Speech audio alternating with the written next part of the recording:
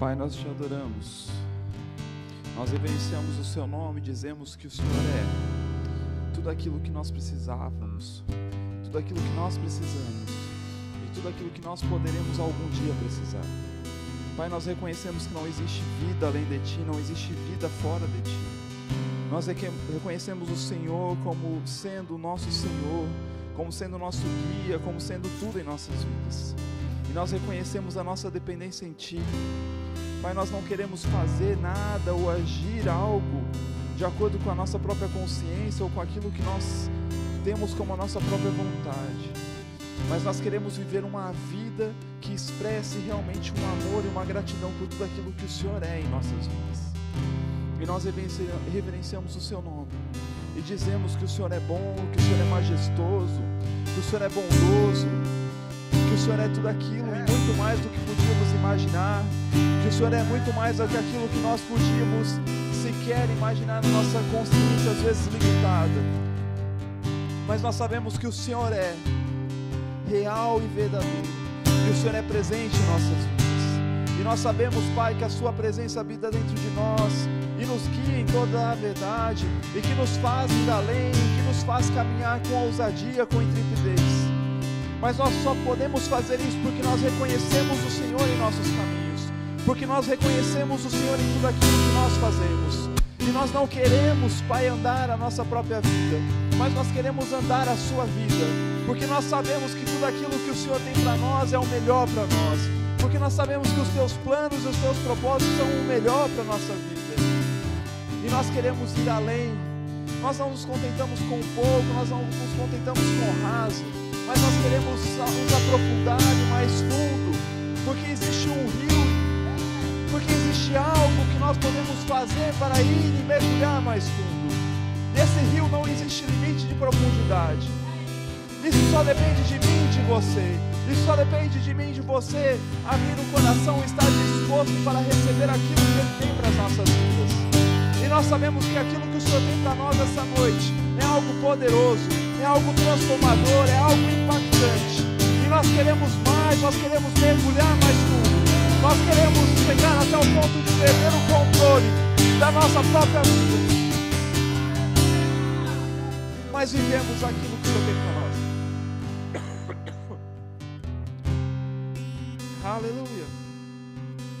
Aleluia.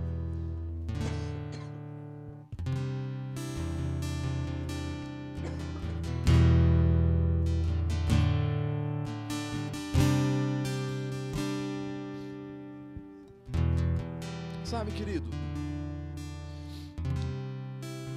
esses momentos são maravilhosos. Peço desculpa. Acho que é um pouco da fumaça.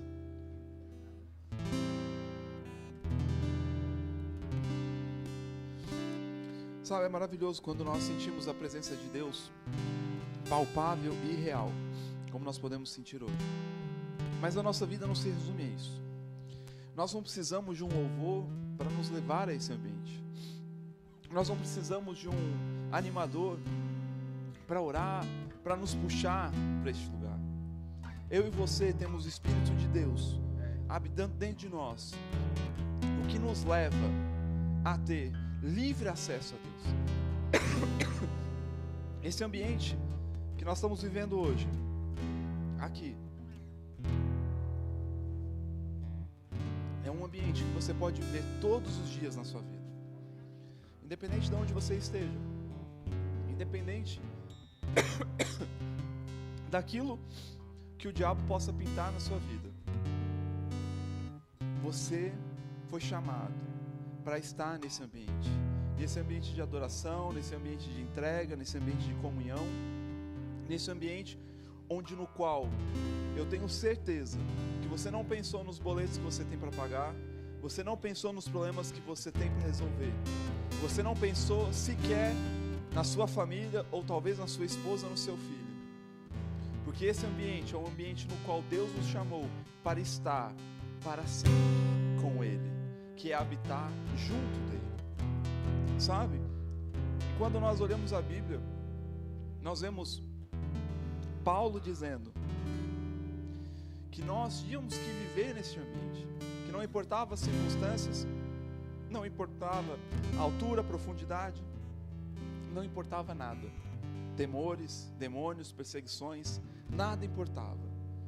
Porque quando nós vivemos neste ambiente, quando nós estamos desfrutando dessa presença, você pode estar mergulhado dentro de um esgoto, você pode ter sido açoitado, você pode estar preso, você pode estar na pior situação da condição humana possível, mas você sabe que você está na melhor condição possível, que é estar assentado com Cristo nas regiões celestiais. E é para isso que Deus nos chamou para viver. Deus nos chamou para viver esse ambiente todos os momentos em nossas vidas. E toda vez que o diabo tentar colocar algo na sua mente, todas as vezes que o diabo quiser trazer um problema à sua frente, lembre que este local, esta presença está disponível para você usufruir dela em todos os momentos. E você pode se alegrar, e você pode celebrar, e você pode, enaltecer ao Senhor, porque você não está preso a este mundo, mas você hoje já está assentado com Cristo nas regiões celestiais, e tudo aquilo que Deus poderia ter feito por ti, Ele já fez. Ele mandou o seu Filho, para que através da morte dele, nós pudéssemos morrer junto com Ele. Mas o mais importante é que porque através da vida dele, nós vivemos. E hoje Jesus está assentado à destra de Deus, à direita de Deus. E nós estamos assentados com Ele. Isso nos coloca numa condição de autoridade, numa condição de domínio, numa condição de poder. Quer dizer, você está acima de todas as circunstâncias, você está acima de todo o principado, toda potestade ou todo nome que possa surgir, porque você está junto com Cristo nessa condição. Quando você olha para o seu lado, nós vemos o próprio Deus, porque nós estamos assentados com Cristo. E quando Deus olha para o seu lado, Ele vê Jesus, mas quando Ele vê Jesus, Ele vê você, Ele me vê, porque nós estamos com Ele. E não importa os problemas que você possa estar passando. Não estou dizendo que é fácil. Não estou dizendo, assim como Paulo também disse, e com certeza não foi fácil para ele ser açoitado, não foi fácil para ele ser perseguido, não foi fácil ele passar pelas condições em que ele passava. Mas ele tinha uma consciência tão clara do propósito de Deus para a vida dele, que não o limitava a ficar preso naquela condição, mas era mesmo acorrentado, era ele celebrando e adorando a Deus. E irmãos, quando nós estamos adorando a Deus, quando nós estamos celebrando a Deus, nós estamos rindo da cara do diabo, nós estamos dizendo: diabo, você perdeu, diabo, você não tem poder sobre a minha vida, você não tem autoridade para colocar nada na minha vida.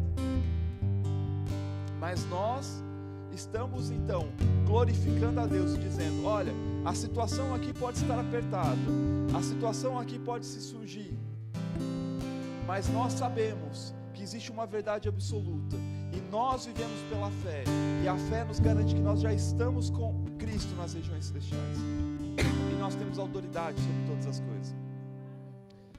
Aleluia. Pode sentar.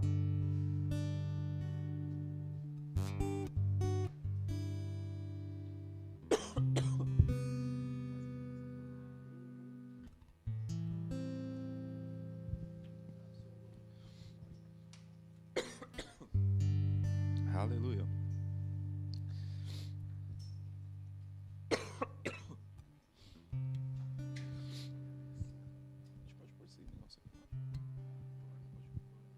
Deixa eu colocar isso aqui para baixo para ficar mais perto de vocês.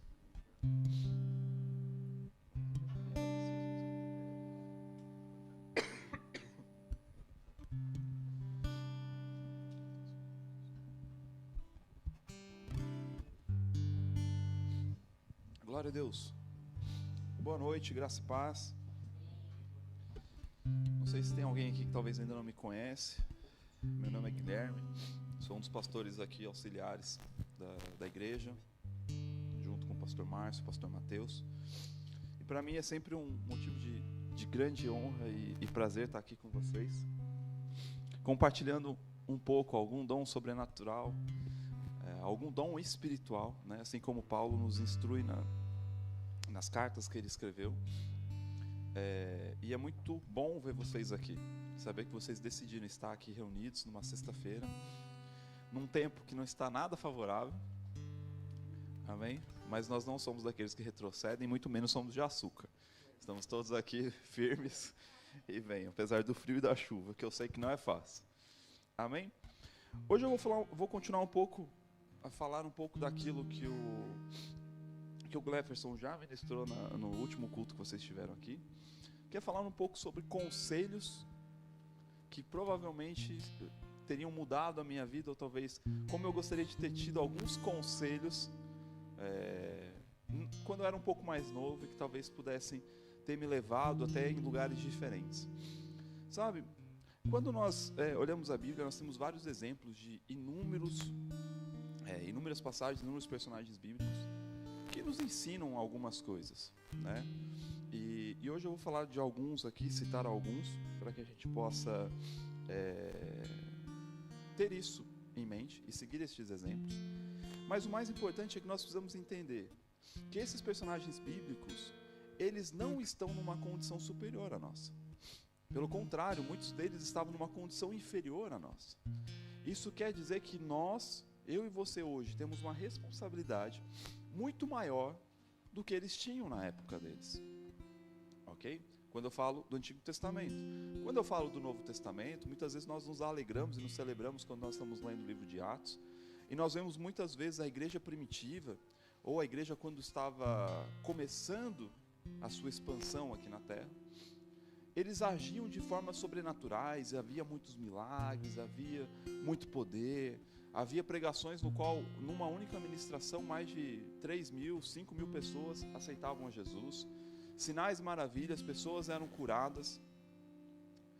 E muitas vezes nós falamos, não, mas isso era só para aquela época. Ou talvez, olha, se calhar eu não sou tão espiritual quanto o irmão Pedro, ou talvez não sou tão espiritual quanto o irmão Felipe, né? Que são personagens que me chamam muito a atenção.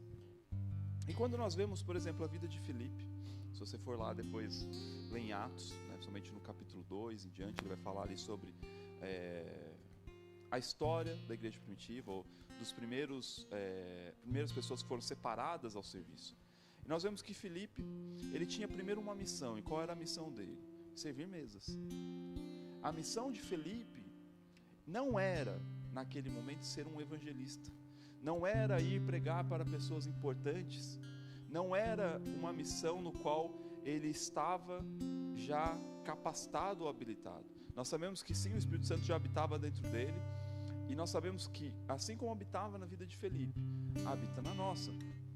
E nós temos, então, esse Espírito, esse poder que nos faz ir além. Mas entenda que Felipe, quando ele foi chamado, o primeiro ministério dele foi servir mesas. Sabe? E quando nós estamos olhando isso, quando nós paramos para pensar sobre isso, muitas vezes nós falamos, olha, temos muitas vezes uma percepção errada do que é ministério. Né? Ministério, eu costumo dizer que é serviço. Eu sei que as pessoas às vezes veem como um glamour, a pessoa está aqui na frente ministrando, ou talvez ter um título como pastor, como evangelista, como mestre ou como profeta. Sabe, isso claramente é algo que Deus proporciona, né? Não estou tirando o mérito ou talvez até o lado positivo disso. Mas sabe, a nossa vida não tem que ser pautada, ou o nosso ministério não tem que ser pautado em títulos, ou em vontades, ou então de você querer estar preso a isso, ou o seu foco ser isso. Sabe, claro, a Bíblia fala que aquele que procura o episcopado, boa obra almeja. Ou seja, aquele que procura trabalhar na igreja, aquele que procura servir na igreja, aquele que procura ser um ministro, boa obra almeja. Mas entenda que ministério é serviço. E muitas vezes nós temos uma promessa nas nossas vidas. Muitas vezes nós sabemos que somos chamados em um dos 5 dons ministeriais. E muitas vezes nós nos limitamos a dizer, eu não vou fazer nada porque eu fui chamado para ser um pastor. Ou eu fui chamado para ser um profeta. Ou eu fui chamado para ser um evangelista ou mestre. E muitas vezes nós não percebemos que nós precisamos passar por algumas estações, nós precisamos dar o nosso melhor em muitas coisas, para que isso possa então se efetivar nas nossas vidas. Sabe? E quando nós vemos a vida de Filipe, nós percebemos que ele foi chamado para auxiliar a servir mesas. Mas por quê? Porque havia um problema naquela igreja, naquele momento na igreja. E qual era o problema? O problema era que as pessoas estavam precisando de comida. Ou seja, as viúvas não estavam sendo alimentadas corretamente. E isso, naquele momento, era um problema. Abra, por favor, comigo a sua Bíblia lá em Atos 6. Estou olhando aqui, vocês estão com uma cara tipo assim, meu Deus, o que ele está falando? Vamos lá, para vocês verem na Bíblia o que eu estou querendo dizer. Atos 6, verso 1. Diz assim: ora, todos acharam? Eu estou ainda ouvindo um barulho de umas Bíblias aqui. Vamos lá. Atos 6, 1 diz assim: ora, naqueles dias, multiplicando-se o número dos discípulos, houve murmuração dos helenistas contra os hebreus. Quem eram os helenistas? Nós já ouvimos falar sobre isso, mas vale lembrar. Eram os judeus que eram descendentes, não os judeus que nasceram em Jerusalém, né? Contra os hebreus. Os hebreus quem eram? Eram os judeus nascidos em Jerusalém, ok? Porque as viúvas deles estavam sendo esquecidas na distribuição diária. Então os 12 convocaram a comunidade dos discípulos e disseram: não é razoável que nós abandonemos a palavra de Deus para servir às mesas. Mas, irmãos, escolhei dentre vós 7 homens de boa reputação, cheias do Espírito Santo e de sabedoria, aos quais encarregaremos deste serviço. E quanto a nós, nós consagraremos à oração e ao ministério da palavra. O parecer agradou toda a comunidade, e elegeram Estevão, homem de fé, cheio de fé e do Espírito Santo, Filipe, Prócoro, Nicanor, Timão, Pármenas, Nicolau Procebe, de Antioquia. Apresentaram-nos perante os apóstolos, e estes, orando, lhes impuseram as mãos. E crescia a palavra de Deus em Jerusalém, se multiplicando o número de discípulos. Também muitíssimos sacerdotes obedeciam à fé. Sabe, percebe que aqui, Filipe então é separado para começar o seu trabalho de servir mesas. E olha só que excelente trabalho. Eu sei que talvez isso não tinha glamour nenhum. Talvez não era o label ou o título que Filipe gostaria de ter, o evangelista Filipe. Cruzadas, milagres, maravilhas, o homem que foi translatado por Deus. Talvez ele já tinha essa imagem na sua mente, porque Deus talvez já tinha revelado para ele qual era o seu propósito. Mas entenda que o começo da jornada dele não foi com holofotes, não foi sendo transladado ou sair de um lugar e ir para outro lugar sobrenaturalmente. Mas o começo dele foi servir e servir mesa. Sabe, o primeiro conselho que eu vou dar para você, e é um conselho que eu recebi um tempo atrás, e graças a Deus por isso na minha vida, é: sirva com todas as suas forças. Sirva onde precisar, porque você vai desenvolver o seu chamado. Eu já disse isso numa outra ministração sobre isso, sobre chamado. E eu não vou usar essa ministração, requentar para trazer aqui, não é isso. Mas eu considero esse ponto realmente importante. Porque se você não serve nas pequenas coisas, como você acha que você vai servir quando Deus mandar você orar por alguém para ser curado?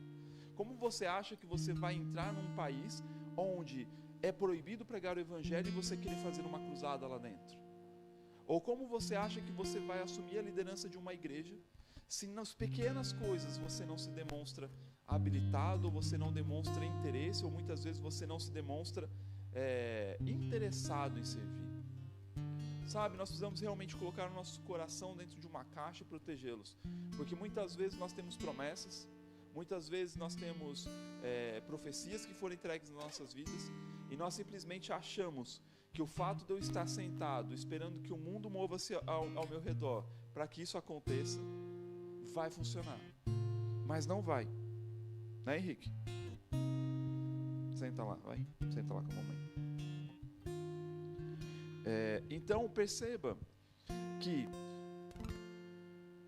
para você servir, não importa qual o departamento, não importa aquilo que Deus vai te dar como a sua primeira oportunidade, o seu pré-requisito para isso é que você precisa ser homem ou mulher de boa reputação, cheios do Espírito Santo e de sabedoria, os quais serão encarregados deste serviço, como diz o texto bíblico. Entenda que o fato de você ter uma boa reputação compete exclusivamente a você. Ou seja, eu não posso delegar que você vai achar que eu sou uma boa pessoa, ou eu não posso delegar a minha reputação a você, sendo que isso é minha responsabilidade. Sou eu e você que somos responsáveis por manter a nossa reputação como boa. E o que é manter a nossa reputação como boa? É quando você está em um lugar e você se compromete a pagar algo, você paga algo. É quando você diz que vai fazer algo e você faz algo. Quando você diz que não vai fazer algo e você não faz algo. E uma boa reputação leva tempo para se construir. Uma boa reputação para dizer que você é uma boa pessoa, que você é um bom pagador, isso leva tempo. E eu posso dizer que isso é tanto no mundo espiritual quanto no mundo natural. Se você hoje abrir uma conta num banco e você pedir 100 mil euros emprestado por banco, o seu banco vai liberar? Não. Mas por quê? Porque ele não te conhece. E ele considera que você é uma boa pessoa. Só que você vai ter que começar aos poucos. Então você pede um crédito, paga aquele crédito corretamente e o seu score, ou então a sua avaliação de crédito vai melhorando. Até o ponto que você pode chegar um dia de pedir 1 milhão emprestado para o banco fala assim, não, pode emprestar porque esse é um bom pagador. E isso é uma boa reputação. E da mesma forma, quando nós estamos caminhando a nossa jornada cristã, nós precisamos ter boa reputação em tudo aquilo que nós fazemos, em todos os locais que nós estivermos. Nós não podemos ter uma vida dentro da igreja e uma vida fora da igreja. Eu não posso ser conhecido como Guilherme aqui, pastor, e lá no meu serviço ser o Guilherme qualquer coisa. O mesmo Guilherme que se apresenta aqui é o mesmo Guilherme que tem que se apresentar para o mundo exterior. É o mesmo Guilherme que você vai ver nas redes sociais. É o mesmo Guilherme que você vai ver no seu trabalho. É o mesmo Guilherme que você vai ver na faculdade. É o mesmo Guilherme que você vai ver no oculto, no secreto. E nós precisamos ter responsabilidades com isso. Então nós precisamos servir, precisamos ter uma boa reputação. Segundo, nós precisamos ser cheios do Espírito. E como que nós nos enchemos do Espírito? Orando em outras línguas, tendo tempo de meditação na palavra. É impossível nós desenvolvermos a nossa vida, independente se você é chamado em um dos 5 dons ministeriais ou não. Nós somos chamados a uma responsabilidade de vivermos uma vida cristã, uma vida realmente dedicada a Deus. E eu costumo dizer que todo mundo é um ministro, porque a Bíblia fala lá em 1 Coríntios que nós somos chamados ao ministério da reconciliação. Então todos nós que aceitamos a Jesus, nós temos um ministério, que é o ministério da reconciliação. Então, se você é um ministro, você também é responsável por se alimentar, por ler a palavra, por ouvir ministrações que realmente vão te trazer fé, que vão te proporcionar momentos de crescimento. E mais do que isso, é você proporcionar momentos no qual você fique cheio do Espírito. Que você então ore em outras línguas. Reservar momentos no seu dia a dia para que você possa se gastar em oração. Assim como os discípulos, aqui no texto, no capítulo, ele fala que eles estavam se dedicando à oração e depois ao ensino da palavra. São duas coisas que precisam caminhar juntos. E nós precisamos caminhar com isso. Amém? Agora, um ponto que eu acho bem importante é quando a Bíblia fala que nós precisamos ter sabedoria. Sabe? E essa palavra sabedoria vem do grego falado sofia, que nos traz vários entendimentos. E um dos entendimentos que ele fala, diz, inteligência ampla e completa, usado do conhecimento sobre diversos assuntos, a sabedoria que pertence aos homens.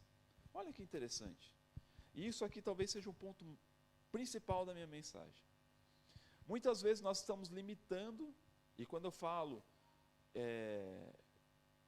que nós limitamos a nós mesmos, é como se nós mesmos estivéssemos criando armadilhas para que nós não possamos crescer ou nos desenvolver. Mas como assim? O que eu quero dizer com isso? Nós precisamos ser pessoas inteligentes. E a Bíblia fala que isso é possível. Afinal, quem dá a sabedoria ao homem? Deus. Nós vemos lá em Apocalipse que fala que nós podemos orar pelo espírito de sabedoria.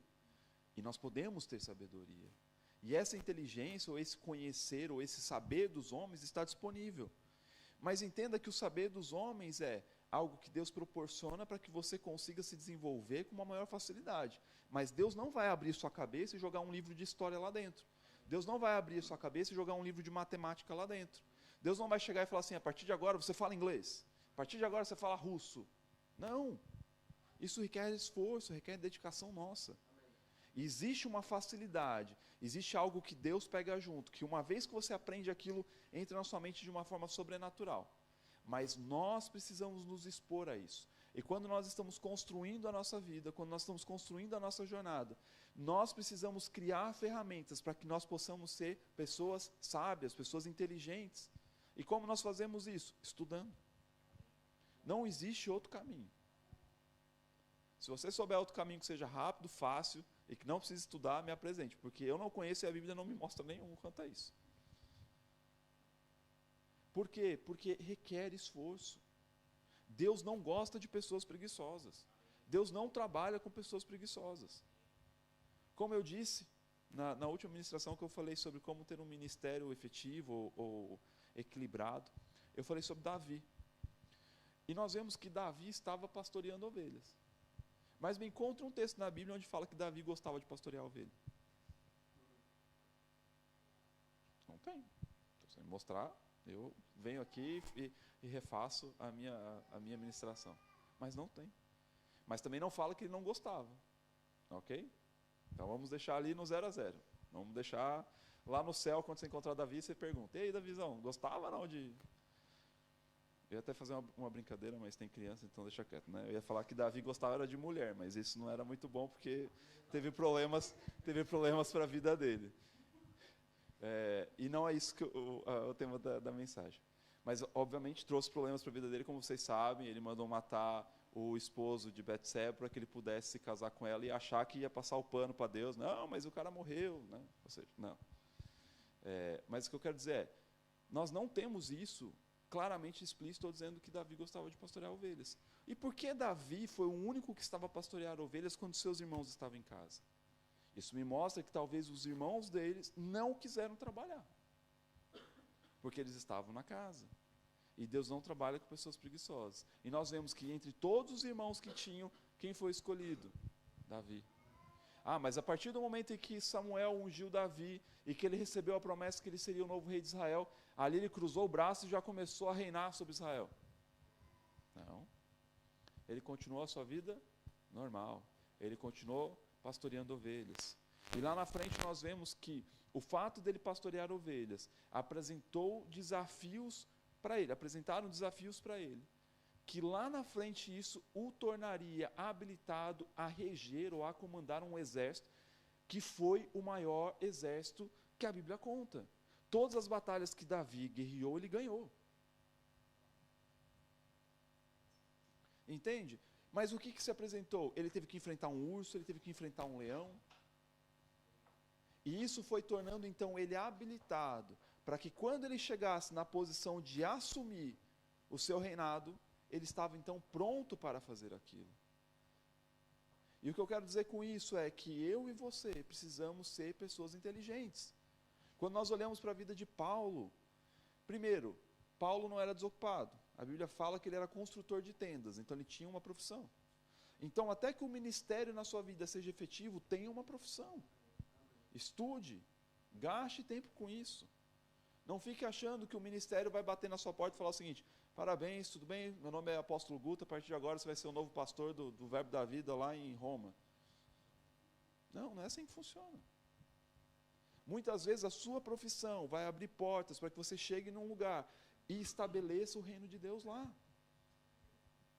Ou você acha que um ministro, quando quiser ir para o Oriente Médio anunciar o Evangelho, ele vai chegar lá e falar assim: olha, eu queria um visto missionário para pregar o Evangelho de Cristo aqui. Você acha que ele vai fazer isso? Ou você acha que Deus pode proporcionar o fato dele chegar lá, às vezes como um nômade digital, ou como uma profissão que realmente tem uma importância, e aí o país abrir as portas e falar assim: não, eu realmente preciso dessa pessoa porque ela é capacitada, ela é habilitada na profissão dela. Só que mal sabe que está puxando o cavalo de Troia para dentro, né? Mas entenda, Deus vai trabalhar com a sabedoria humana. Ele vai trabalhar com o seu intelecto, ele vai trabalhar com a sua inteligência. E isso vai abrir portas para que você, então, cumpra o seu chamado. Ou você acha que você vai chegar em um país onde você não fala o idioma, onde as pessoas de lá não vão te compreender, e você vai anunciar o evangelho e você vai orar em línguas lá na frente e a pessoa vai entender e vai receber Jesus. Pode acontecer, não vou limitar a Deus. Deus pode fazer o que Ele quiser. Mas isso não funciona dessa forma. Nós precisamos nos desenvolver, nós precisamos trazer para a nossa vida ferramentas que irão potencializar o nosso chamado. Se você quer ser um bom ministro, leia a Bíblia, leia bons livros, dedique tempo em perceber como funciona a conjugação de verbos, como se pronuncia palavras direito. Ou você acha que você passa uma boa mensagem para alguém falando erros bizarros na língua portuguesa? Ou na língua que você estiver comunicando? Qual é a credibilidade que você passa nisso? Você gostaria de chegar na frente de um médico para receber uma consulta e ele falar, agora nós vamos fazer um exame. Assim, eu sei que é engraçado, mas assim, com certeza você ia falar, eita, peraí, será que esse médico é médico mesmo? Será que ele se formou? Ou você vai contratar um engenheiro, e aí o engenheiro te entrega uma planta e depois ele te liga 5 minutos depois e fala, eita rapaz, desculpa aí, esqueci, era elevado a 2, eu fiz vezes elevado a 4 aqui, e se tu fizer vai cair a casa. Não, nós procuramos profissionais habilitados, nós procuramos pessoas que saibam falar, porque isso passa para a gente segurança. E por que nós como ministros vamos subir aqui e vamos falar assim, porque agora nós vai tudo para o céu? Pelo amor de Deus, gente. Nós precisamos ser conscientes da responsabilidade que nós temos ao comunicar a mensagem do Evangelho, a comunicar a mensagem que Cristo nos chamou para fazer. Sabe, eu posso te dar alguns exemplos. Com certeza não sou o melhor guitarrista do mundo, longe disso. Não sou o melhor músico, longe disso. E talvez eu não seja o melhor músico, o melhor guitarrista, porque na minha adolescência eu fui preguiçoso. Eu não tenho problema de reconhecer isso. Por quê? Os meus pais queriam que eu fizesse aulas de músicas. Me colocaram num conservatório para estudar. E eu ia forçado para essas aulas. Eu detestava essas aulas. Mas entenda que o pouco que eu fui, mesmo detestando, mesmo fazendo nas coxas, me trouxeram algumas habilidades que hoje eu consigo, de alguma forma, usar isso para o reino de Deus. Não estou dizendo que você tem que fazer as coisas nas coxas. Pelo contrário, isso é um ponto que sempre me chama muita atenção. Toda vez que eu vou tocar e que eu me sinto limitado em alguma coisa, vem aquilo na memória. Poxa, por que eu não estudei? Por que eu não aproveitei o tempo que estava lá? Por que eu não fui maduro de aproveitar essas oportunidades? E é isso que eu quero incentivar você. Aproveite as oportunidades daquilo que Deus coloca na sua mão. Se você está passando num lugar e a pessoa fala assim, olha, vai surgir um curso aqui para fazer sobre tal coisa. Não precisa pagar nada, só tem que vir. Você tem disponibilidade? Faça. Na pior das hipóteses, você vai conhecer um assunto novo. Na pior das hipóteses. E eu posso falar isso com experiência própria. No ano de 2007. Tentei ficar mais novo, mas não deu. Em 2007 eu estava começando meu curso de engenharia da computação. Lá no meu estado. Glória a Deus. E eu lembro que nesse ano, foi um ano que muitas coisas aconteceram na minha vida. Primeiro que eu não queria trabalhar com TI. Eu queria ser farmacêutico bioquímico. E eu lembro que eu tinha feito vestibular na época por uma universidade federal. E eu fiquei em 44º lugar e eram 40 vagas. E eu falei assim, na segunda chamada eu vou entrar. E eles chamaram na segunda chamada até o 43º, e eu não entrei. E isso, de certa forma, me frustrou. Porque eu sabia que eu não tinha condições na época de pagar uma faculdade privada do curso de farmácia bioquímica. Na época, em 2007, era em torno de uns R$3.000. E para mim era muito dinheiro. E ainda hoje deve ser caro também. Não sei, mas no Brasil era.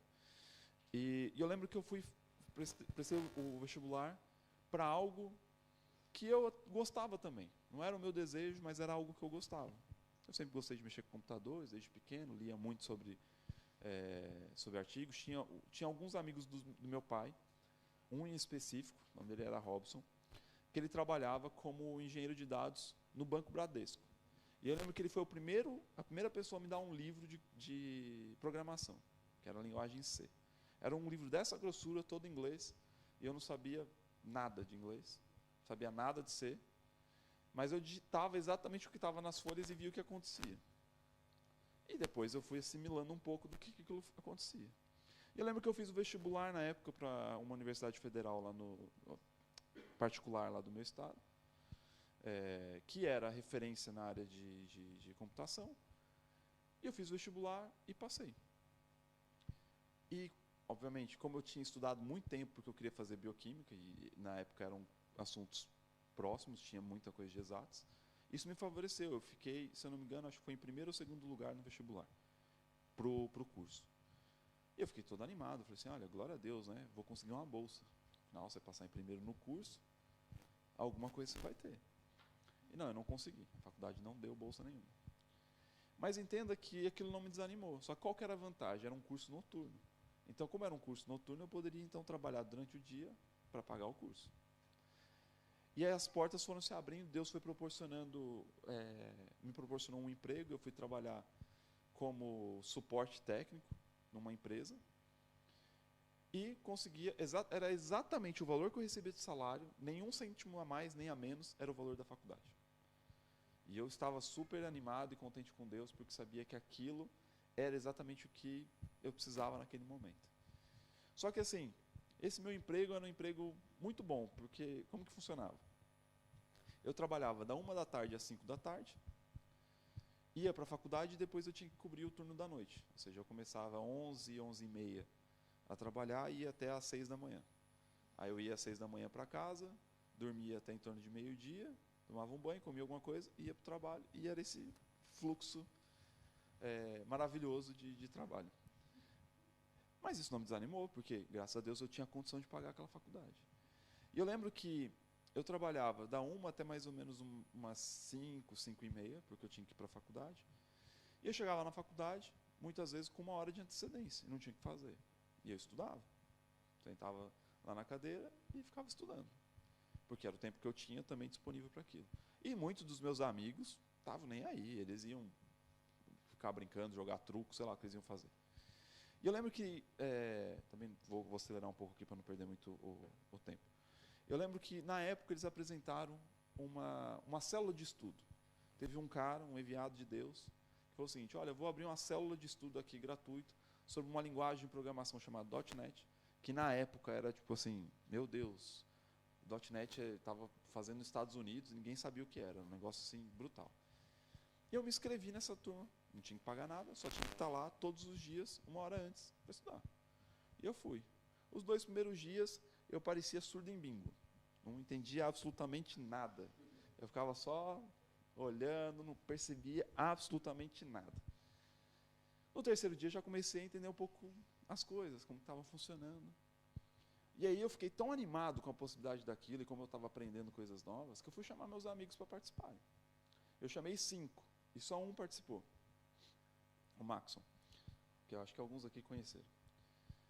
E para ele aquilo era, se para mim já era difícil, porque assim, eu já tinha um certo conhecimento, trabalhava um pouco na área, já era difícil, para ele então era algo completamente novo. Mas eu lembro que eu continuei e fiquei persistente naquilo. No final do primeiro mês, eu lembro que o instrutor, ou essa pessoa que estava falando, falou assim, olha, tem uma empresa que está querendo contratar programadores .NET. Tem alguém aqui que quer trabalhar como programador? E o que acontecia? Nessa empresa que eu estava, era uma empresa pública, né, era uma empresa que cuidava da parte de águas e saneamentos. O departamento que eu trabalhava, ele ia morrer, porque ia ser implementado um novo sistema nesse departamento. Então, eu sabia que estava pagando a minha faculdade, estava feliz, mas ao mesmo tempo eu estava com aquele sinal de alerta na minha cabeça que a qualquer momento eu podia ficar desempregado. E aí, quando a pessoa falou isso, eu falei assim, cara, é minha oportunidade, vou saltar para dentro. E eu cheguei para ele e falei assim, olha, você sabe, eu tenho conhecimento zero, eu estou aqui faz um mês, sei fazer o básico, mas se eles estiverem dispostos a investir em mim, eu topo. E o cara falou assim, tá bem, eu vou mandar seu currículo para eles. Mandou meu currículo, fiz a entrevista. E na entrevista o cara me perguntando, mas você trabalha na Sanesul, que era o nome da empresa de águas? Trabalho. Em que setor? Na área de Procis. Mas você conhece fulano? Conheço, é o supervisor da área. E ciclano? Conhece? Conheço. E esse cara, tu conhece? Conheço. E o que você faz lá? Eu cuido dessa parte do processamento, com as unidades, não sei o quê. Olha, realmente, você não tem experiência nenhuma para trabalhar aqui, técnica. Mas, deixa eu te contar uma coisa. Nós somos a empresa que está construindo o sistema para substituir a sua área. E o que você conhece do negócio me favorece muito. Então, vamos fazer o seguinte, eu vou te fazer uma oferta de trabalho, porque você já conhece do sistema que a gente está construindo, ou seja, você nos auxilia nesses pontos, e nós te ensinamos a parte técnica. Ok, maravilha. E eu falei assim, o cara vai me oferecer o mesmo salário que eu estou lá, pelo menos já está safe, já estou pagando minha faculdade. O cara me ofereceu 1,5 salário do que eu ganhava. Ou seja, agora eu pagava a faculdade e tinha um dinheiro para fazer alguma coisa, sem experiência nenhuma. Mas entenda que claramente foi Deus na minha vida, abrindo essas oportunidades. Mas se eu não tivesse me esforçado e me inscrito naquele curso, eu não teria essa posição. E entenda, eu aprendi em 2 anos naquela empresa o que eu não aprendi em 5 anos de faculdade. E para você ter noção, no meu primeiro mês de empresa, eu cheguei na faculdade e comecei a gabaritar todas as minhas provas de programação, porque eu já sabia coisas muito à frente do que eles estavam me ensinando. E isso me favoreceu mais ainda, porque muitos colegas meus começaram a me pedir aula particular para explicar para eles, porque eles não entendiam o que a professora falava, mas entendiam a forma que eu explicava. E Deus foi me honrando e eu fui conseguindo ter mais dinheiro. Entenda, eu trabalhei nessa empresa durante 3 anos. A primeira vez que eu andei de avião foi porque essa empresa me pagou uma passagem para que eu fosse para uma cidade muito boa, assim, gigante, acho uma grande metrópole que a gente tem lá no Brasil, chamada Ariquemes. Na verdade, nem Ariquemes tem aeroporto, então você tem que ir para Porto Velho e depois tem que ir de autocarro para lá. Mas foi para implementar um sistema naquela cidade. E grande cidade, né? Acho que todos aqui conhecem, né? É uma cidade bem famosa no Brasil. Mas, entenda, a primeira vez que eu viajei de avião foi para lá. Entenda, isso foi proporcionado por quem? Através de uma oportunidade que eu abracei. Então, se eu pudesse te dar um conselho, invista tempo servindo em tudo aquilo que nós proporcionamos aqui na igreja. Talvez você não entenda porque você está servindo na mídia, mas talvez a experiência que você está tendo na frente de um computador, na frente de uma câmera, pode potencializar o seu futuro lá na frente como um profissional dessa área. Ou talvez você não está entendendo porque você está no diaconato, mas o fato de você saber lidar com pessoas, se relacionar, vai abrir portas lá na frente para você. Não despreze pequenos começos. Não despreze oportunidades que Deus vai dando. E tudo aquilo que surgir na sua mão, pegue, agarre. Sabe? E depois de ficar 3 anos nessa empresa, eu cheguei num ponto onde eu percebi que para evoluir a minha carreira, eu tinha que sair de lá. E de lá, eu fui para onde? Eu fui para São Paulo. A grande metrópole capital do Brasil. É do lado de Ariquemes, não sei se, mas Ariquemes ainda é um pouquinho maior, não é não? Mas eu fui para São Paulo. E eu lembro que quando eu me candidatei para as vagas de São Paulo, eu tinha muito aquela síndrome que quase ninguém tem, né? Que você nunca se acha capaz, nunca se acha habilitado. E eu lembro que eu me candidatei para a vaga, passei pelas entrevistas e comecei a trabalhar. Em 1 mês trabalhando lá, eu percebi o quanto eu era melhor do que os caras que estavam lá.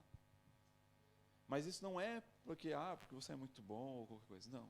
É porque eu sempre consegui aproveitar bem as oportunidades que eu tinha. Sabe? E aquilo que eu quero te dar como conselho é, faça isso. Isso foi abrindo portas para mim a níveis jamais vistos. Eu trabalhei em empresas que, se eu olhasse quando eu tinha, sei lá, na minha adolescência, eu jamais imaginaria que eu trabalhei numa empresa dessa. Eu trabalhei em grupos, eu prestei serviço para empresas completamente grandes. Eu trabalhei para Vale do Rio Doce, trabalhei para a Embraer no Brasil, trabalhei para a BRF, que é a dona da Sadi, Perdigão. Para a BRF, por exemplo, eu cheguei a ser responsável pela gestão de todos os sistemas que eles tinham a nível de cloud, tanto no Brasil quanto fora. Ou seja, qualquer problema que tinha, ou se eu fizesse qualquer configuração errada, eu podia derrubar todos os sistemas deles. De fábricas, de coisas cabulosas. Então, assim, o que eu quero dizer? Tudo isso porque eu dei um pequeno passo lá atrás. Sabe, muitas vezes as pessoas veem o resultado, mas não veem o processo. E o que eu quero dizer para você é, você hoje tem a oportunidade, sabe, de começar a traçar o seu futuro, começar a traçar aquilo que Deus tem para a sua vida. Sabe, e através da minha profissão, eu consegui chegar aqui. Eu fui um profissional que cheguei aqui pela profissão. Portugal, não é novidade para ninguém, é um celeiro para importar pessoas que trabalham com TI. Porque eles consideram Portugal como o Vale do Silício europeu. Por quê? 2 fatores. Tem bons profissionais capacitados aqui e mão de obra barata. A matemática é simples. E o que acontece? Quando eu vim para cá, Portugal praticamente me recebeu de portas abertas. Toma aqui o visto, vem para cá, as empresas te ajudam com todo o processo. Às vezes muito diferente de muitas pessoas que vêm para cá com situações mais complicadas, que precisam ir na cara e na coragem, desbravando o mundo, trabalhando às vezes várias horas ou em serviços que não são tão legais. Mas entenda que o fato de eu ter vindo para cá dessa forma proporcionou que eu pudesse chegar aqui e fazer a vontade de Deus. Amém. Sabe? Muitas vezes nós achamos que, para que eu vou investir na minha profissão? Porque eu sei que lá na frente eu vou ser um pastor, vou ser um mestre, vou ser um evangelista. Mas você não sabe se Deus vai usar a sua profissão para que você possa chegar no seu destino final. Ou que Ele possa abrir portas. Como eu dei o exemplo do Oriente Médio. Tem uma pessoa que eu sigo, que é o Chileno Vergara, que ele é um evangelista, que ele prega no Paquistão, em países que são completamente fechados à cultura para pregar o evangelho. E como que ele chega lá? Como alguém que trabalha com IT. Ele chega para lá, faz um trabalho, arruma alguma coisa. Para o país é excelente, porque ele está prestando serviço, só que por trás ele está fazendo o papel de missionário. E às vezes Deus quer usar isso em você. Então se você tem oportunidade hoje, se você tem hoje para investir, se você tem tempo hoje para investir num curso de inglês, faça isso. Uma das coisas que a gente tem ouvido bastante do nosso ministério, todas as vezes que nós descemos para a Leiria, nós ouvimos, nós precisamos falar a língua das nações. E a língua das nações é o inglês. Eu sei que para nós, e eu me incluo nisso, porque durante muitos anos eu tinha uma consciência que era assim, para que eu vou aprender inglês? Se a pessoa quiser falar comigo, que ela aprenda português. E eu tinha essa consciência, não tenho problema de assumir isso. Porque nós vivíamos em um país onde 220 milhões de pessoas vivem, falam português. É um país que você quiser, você nunca sairia de lá para nada, porque você não precisa sair de lá, você não precisa se relacionar com nenhum outro país no mundo, porque você tem um emprego ali, você pode fazer férias ali, você pode construir a sua vida lá tranquilamente. A gente está falando de um país que é praticamente um continente. Vários países da Europa facilmente caberiam dentro do Brasil. Mas quando você sai do Brasil, você percebe como o mundo é diferente. E como são vários idiomas. Você pode, por exemplo, aqui em Portugal, se você atravessar a fronteira em 1h30 de carro, você está em um outro país que fala um idioma completamente diferente. E você pode até perceber, você pode até falar um pouco o portunhol, tentar se virar, mas não é a mesma coisa de quando você consegue se comunicar exatamente da forma que você quer, transmitir o seu pensamento. Então, se você pegar um avião, 1h30 de avião, você está na França, fala-se francês. 3 horas de avião, você está na Alemanha, fala alemão, ou seja, são diferentes. E aqui em Portugal, principalmente, na cultura que nós estamos vivendo, nós dependemos dessas outras nações. E eu falo por experiência própria, no meu trabalho nós precisamos comunicar com vários países aqui na Europa, e se você não fala inglês, você está com problema, porque ninguém vai te entender. E não existe meio termo para isso. Então o que eu quero dizer é, invista em você. Crie ferramentas, sabe? Se você quer ser um missionário poderoso, se você quer ser um evangelista poderoso, se você quer ser um pastor, sabe? Um pastor que é convidado para pregar em várias igrejas, em vários eventos, em vários ministérios, não limite a Deus para pregar somente em Portugal e no Brasil. Sabe? Se desenvolva para que você tenha a oportunidade de pregar pelas nações, para que você possa alcançar pessoas no mundo inteiro. Sabe? Tem pessoas, talvez, em outros países que não falam português, que estão esperando ouvir uma mensagem vinda de você, trazendo uma palavra de conforto, uma palavra de esperança, uma palavra de fé, de transformação. Então invista, sabe? Gaste tempo nisso. E como eu disse, nós precisamos ser pessoas cheias do Espírito. Sim, precisamos. De excelente reputação. Precisamos manter uma boa reputação. E reputação se constrói desde sempre. Sabe? Para você construir uma boa reputação leva tempo, mas para você destruir uma reputação é minutos. Então, se esmere, sabe? Se proteja, crie ferramentas que vão te fechar, que vão te proteger. Se alimente da palavra de Deus, seja ousado, sabe? Ou você acha que você vai chegar e simplesmente vai começar a pregar e Deus vai te dando os versículos que você nunca leu na vida. Não, não é assim que funciona. Sabe, um exemplo que o pastor Márcio usa bastante, que eu acho muito pertinente, é quando você pega e olha uma esponja. Às vezes você vê ela amarelinha ou verdinha e acha a coisa mais linda. Mas se você espremer ela, pode sair água, pode sair vinho, pode sair espuma e pode sair lixo. Agora, o problema é a espuma. Cada espuma é uma espuma diferente? Não, a espuma é a mesma. O problema é o que essa espuma absorveu, ou o que ela deixou inserir. E da mesma forma somos nós. Nós podemos ser cheios do Espírito, ou nós podemos ser pessoas cheias de dúvidas.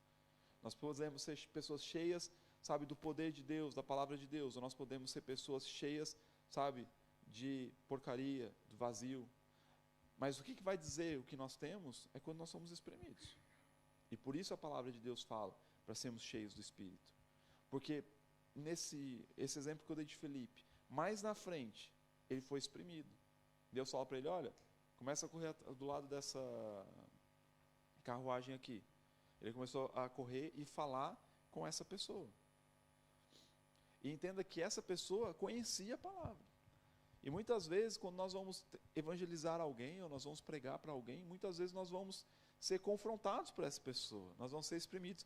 Tem pessoas lá fora que conhecem muito melhor a Bíblia do que pessoas que estão aqui dentro. Agora, se eu sou cheio do Espírito, se eu estou bem alimentado, quando as pessoas perguntar sobre um texto, você vai ter ousadia, você vai ter confiança naquilo que você está falando. E por isso nós precisamos gastar tempo nisso, precisamos investir tempo nisso. Nós precisamos também sermos cheios de sabedoria, de conhecimento. Crie ferramentas, proporcione ferramentas para que Deus possa usar a sua vida, para que você possa tocar pessoas. Às vezes, a oportunidade que Deus está querendo te dar depende simplesmente de um detalhe seu. E essa oportunidade que você tem de chegar e comunicar com outras pessoas, de você falar do Evangelho para outras pessoas, de você estar em um local de destaque, onde as pessoas falam, olha, essa pessoa aqui é diferente. E você vai usar isso, então, ao favor do Evangelho, do Reino. Então, o que eu queria transmitir hoje, para não ficar cansado, precisamos realmente agarrar com ousadia todas aquelas oportunidades que chegam à nossa mão. Nós não sabemos qual delas vai ser a chave do sucesso lá na frente. Talvez todas elas juntas vão potencializar você para que você chegue num resultado final poderoso. Então, por isso sabe, não seja preguiçoso. Não seja preguiçoso.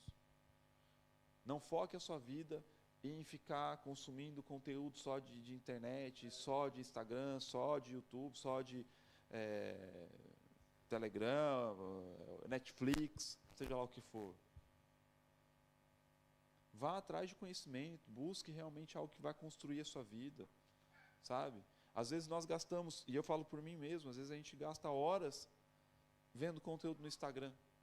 Por quê? Porque são conteúdos que nos chamam atenção, são conteúdos que eu gosto, conteúdos que, para o meu dia a dia ali, acariciam o meu ego, acariciam as ideias que eu tenho. Mas o que isso vai trazer de produtividade para a gente? Às vezes é melhor você gastar 1 hora num Duolingo, que você está aprendendo um idioma, do que 1 hora no Instagram, que você não está aprendendo nada. E essa 1 hora lá na frente vai te dar um resultado. Vai te proporcionar uma oportunidade que talvez ninguém tenha. E para encerrar, só para dizer, de todos os meus amigos que se formaram comigo, o único deles que mora em outro país e que trabalha numa profissão sou eu. E o único outro que também teve uma carreira de sucesso, tem uma carreira de sucesso muito boa no Brasil, é o meu amigo que fez o curso comigo. Agora, a oportunidade foi apresentada para todos, não foi? Agora foi a escolha de cada um, se entrava ou não. E da mesma forma, nós precisamos ter isso em nossa mente. O Evangelho também é feito de escolhas. Quando nós anunciamos o Evangelho, a pessoa tem a oportunidade de entrar ou de não entrar. Isso é uma decisão que sempre compete a mim e a você. Agora, você é responsável pela sua tomada de decisão. mas você também é responsável pelo resultado da tomada de decisão ou de não ter tomado decisão. Amém?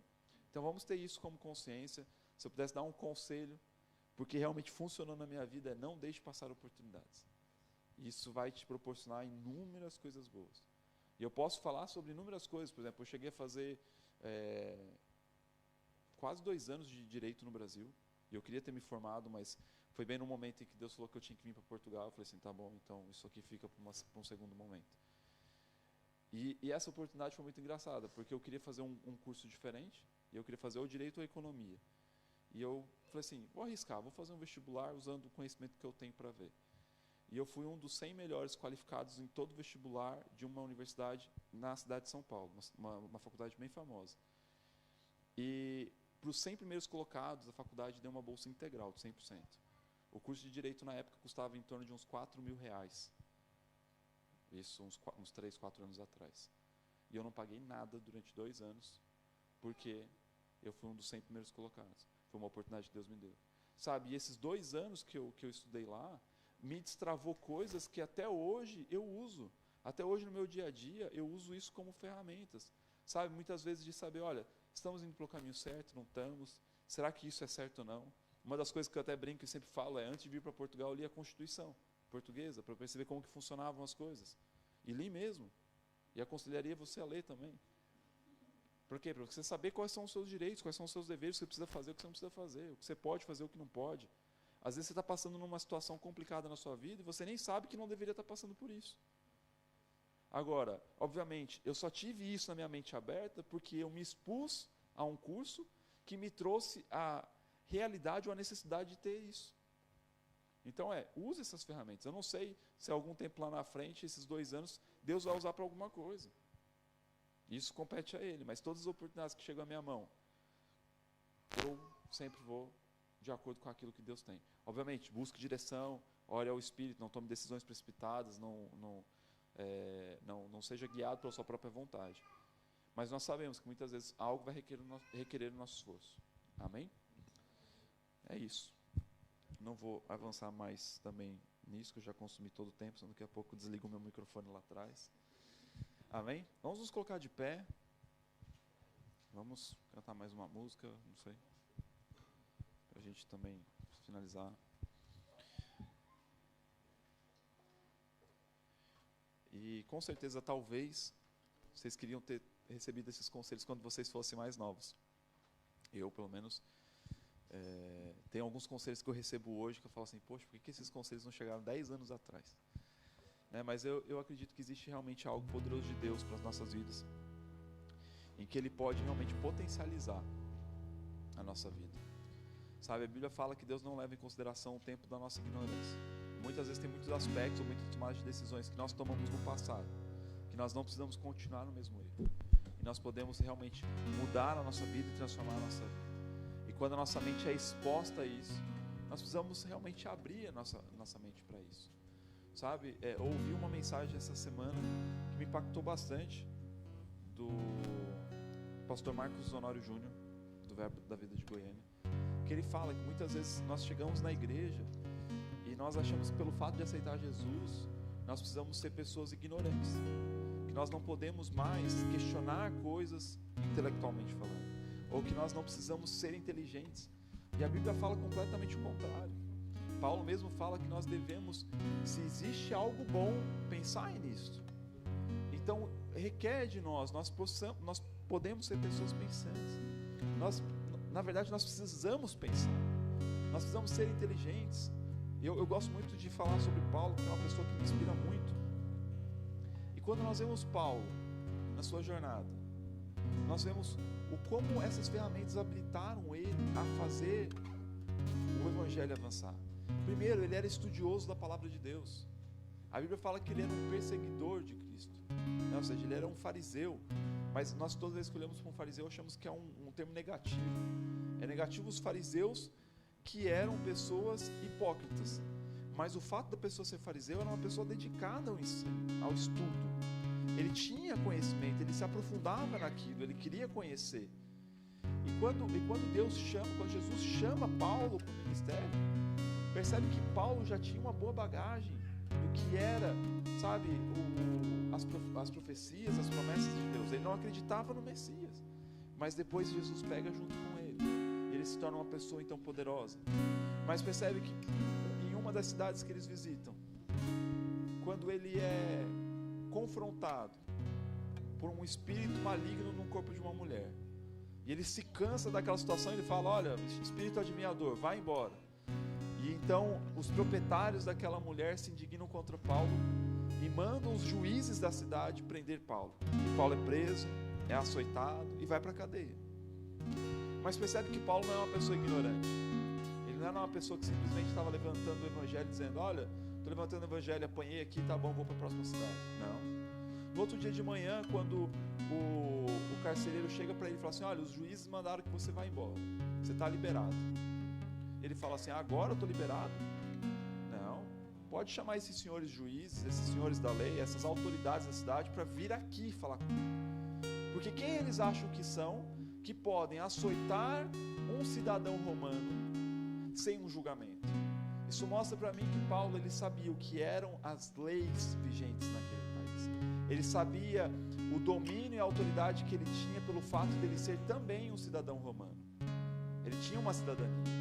E mais importante, ele sabia do impacto que aquilo poderia causar na vida daqueles juízes. E os juízes vão lá e vão ter com Paulo. Por quê? Porque eles sabiam que tinham feito asneiras. E chegam para Paulo e falam assim: olha, Paulo, não sabíamos que você era cidadão romano. Pedimos desculpa e por favor vá embora. Tem alguma coisa que você quer levar da cidade? E Paulo só queria mostrar para eles que por ele ser crente, isso não o desqualificava intelectualmente. Paulo mostrou para eles que apesar de ele ser crente, ele não era uma pessoa ignorante. E o que eu quero dizer para você é o seguinte: seja um crente ousado, cheio do poder de Deus, mas seja uma pessoa inteligente. Amém? Não deixe o mundo bitolar você. Não deixa as autoridades religiosas dizer para você o que você precisa fazer, o que você pode, o que você tem que deixar de fazer. Não. Você tem que gerar dentro de você a sua própria consciência, a sua própria inteligência. Tudo aquilo que for voltado à palavra de Deus, nós temos o Espírito Santo que nos guia a toda a verdade para nos esclarecer. Mas existem coisas que Deus quer pegar junto conosco, com o nosso conhecimento, com a nossa sabedoria, para potencializar as ferramentas do Evangelho e para demonstrar para o mundo que nós somos pessoas habilitadas. Amém? Glória a Deus. Vamos orar. Pai, em nome de Jesus, eu te agradeço por essa noite. Eu te agradeço pela vida de cada um dos meus irmãos aqui presente. Eu declaro essa palavra sendo enraizada no coração deles e frutificando no pleno conhecimento da verdade. Pai, nós sabemos que o teu desejo é que todo homem seja salvo, mas o teu desejo não para simplesmente nisso, mas fala que o seu desejo é que nós sejamos salvos e que cheguemos ao pleno conhecimento da verdade. E chegar ao conhecimento requer inteligência, requer esforço, requer da nossa parte também, Pai, tempo e investimento. Então eu oro pela vida de cada um dos meus irmãos aqui, para que eles possam ser, Senhor, tocados pelo teu Espírito, para que eles possam, Senhor, começar a ter os olhos do entendimento aberto para perceber quais são as oportunidades que eles precisam pegar, aquilo que eles precisam desenvolver, para que eles possam, Senhor, potencializar o teu chamado na vida deles, e que eles possam correr velozmente com essa palavra anunciando o teu evangelho, e que eles possam ser reconhecidos por todas as nações como pessoas cheias do teu poder, cheias do teu espírito, cheios da tua palavra, pessoas de boa reputação, pessoas honestas, pessoas capacitadas, mas mais do que isso, pessoas sábias, inteligentes, pessoas que o mundo não pode dizer nada ao contrário, não pode apontar o dedo e desqualificar ninguém, porque são pessoas habilitadas por ti, pelo teu Espírito. Em nome de Jesus eu oro, Pai, para que essa palavra frutifique na vida deles e que ela possa realmente cumprir o efeito daquilo que foi lançado esta noite. E nós saberemos, Pai, que ela cumprirá, porque nós cremos que tudo aquilo que nós anunciamos e pregamos, o teu Espírito foi junto, porque nós sabemos que nós estamos pregando uma palavra que é Espírito e é verdade, Pai. E nós te agradecemos por isso, Pai. E eu te agradeço, Senhor, por esta noite, pela vida dos meus irmãos, e sou grato a ti, Pai, em nome de Jesus. Amém.